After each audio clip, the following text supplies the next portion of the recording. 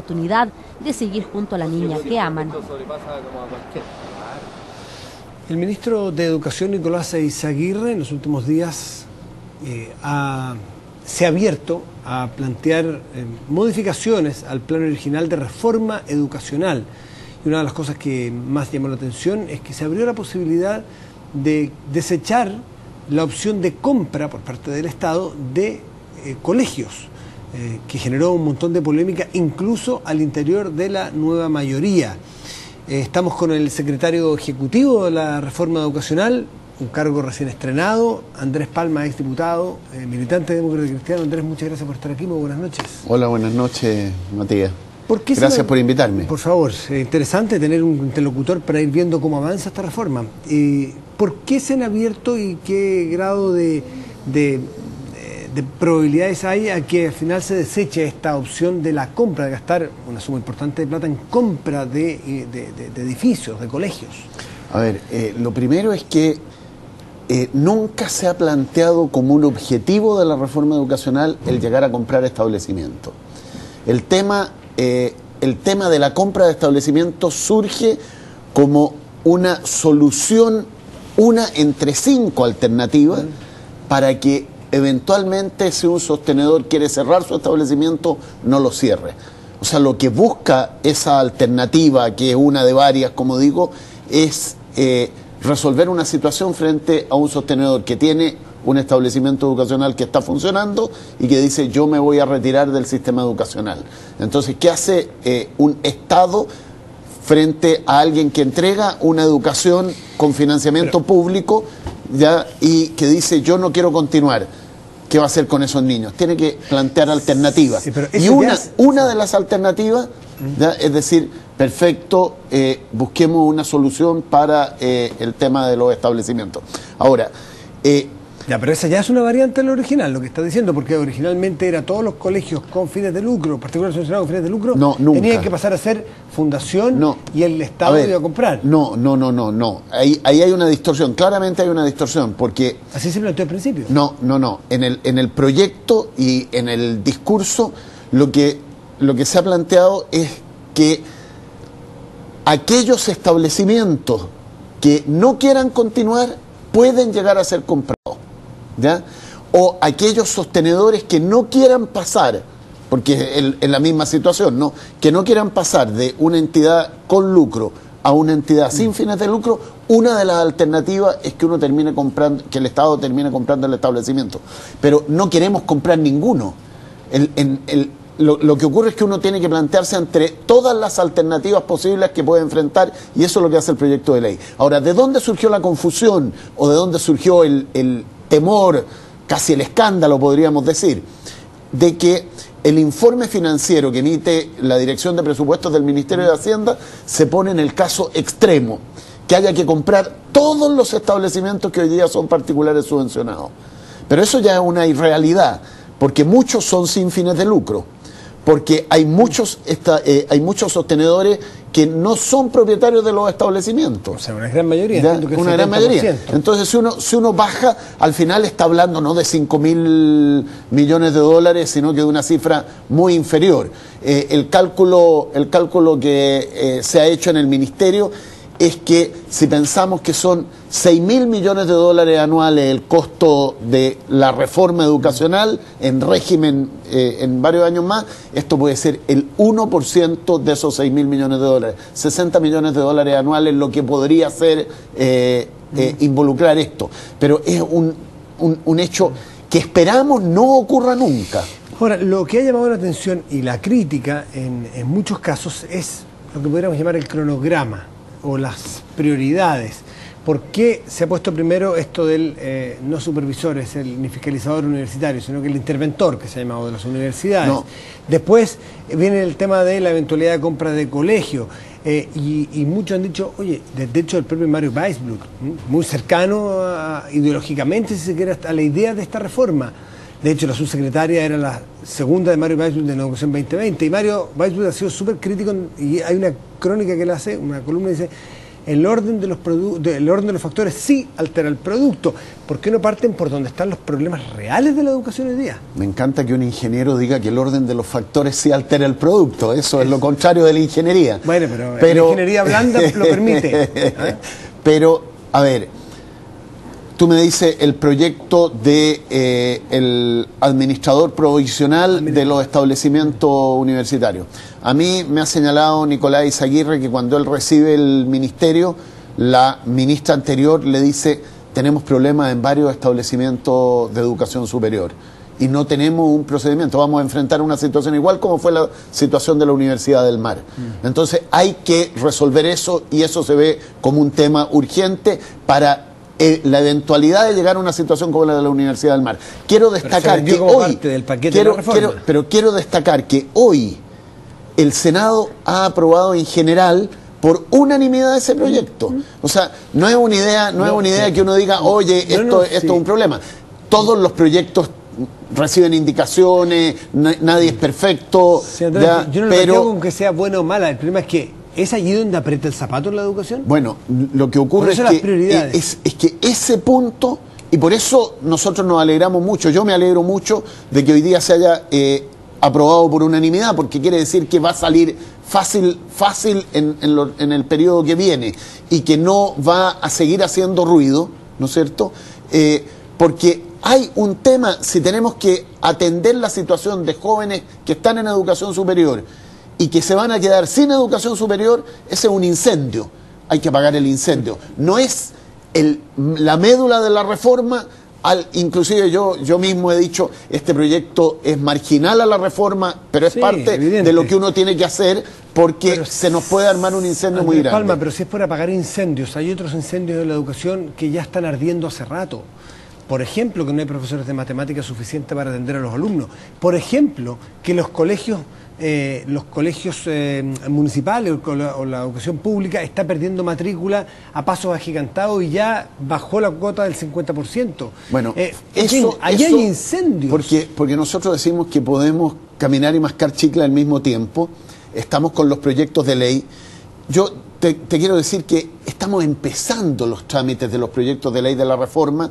Vamos a iniciar en 2 semanas más un amplio proceso de participación en que vamos a invitar a los organismos que están vinculados a la educación, a las federaciones de padres, a los sindicatos de profesores, a los académicos, a que nos ayuden a terminar de formular, porque en este momento el ministro, cuando llegué, me dijo: oye, van a ser 8 proyectos de ley. Yo ya llevo contados 16.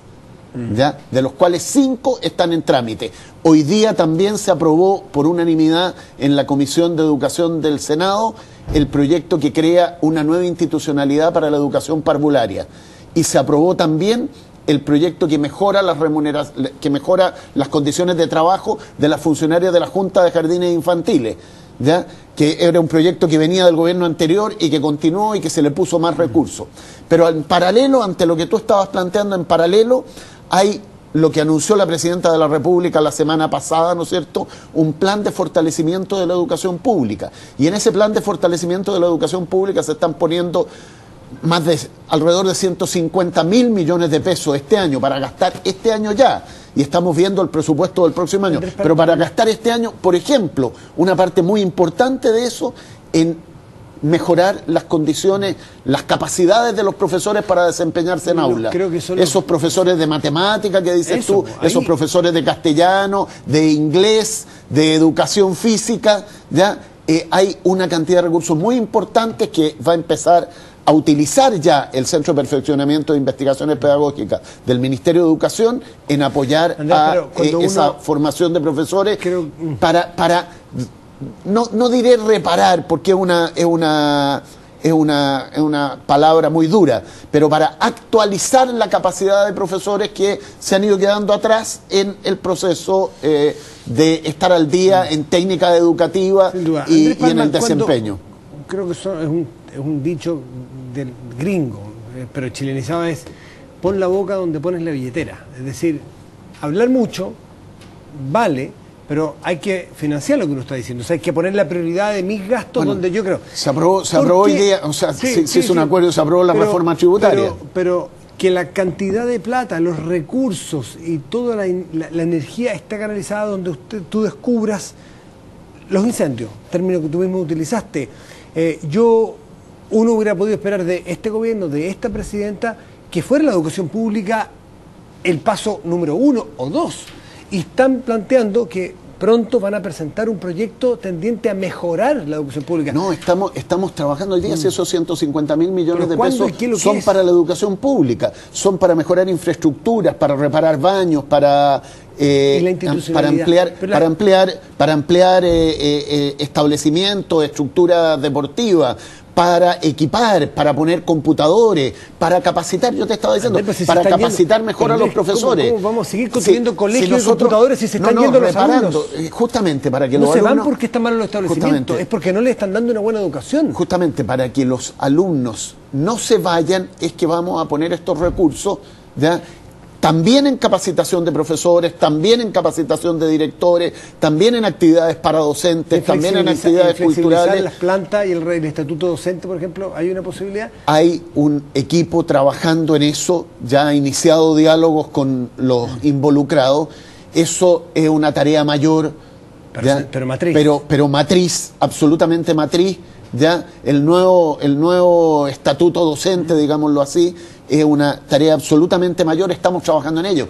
Pero, a ver, el gobierno no lleva 120 días, sí, no pero, lleva 120 días. Pero puso un paquete de medidas urgentes para los primeros 100 días y esto no estaba.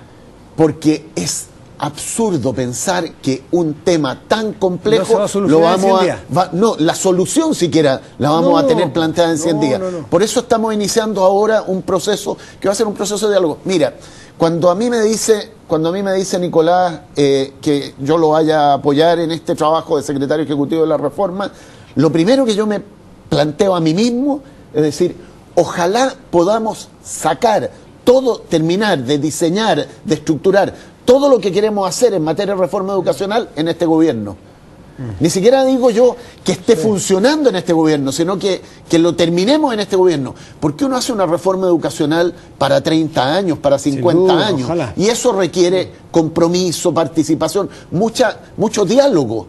Mucho diálogo. Andrés, si hacemos supongamos que dijéramos, es que tenemos la mayoría en el Congreso y vamos a mandar un proyecto de ley para llegar y aprobarlo.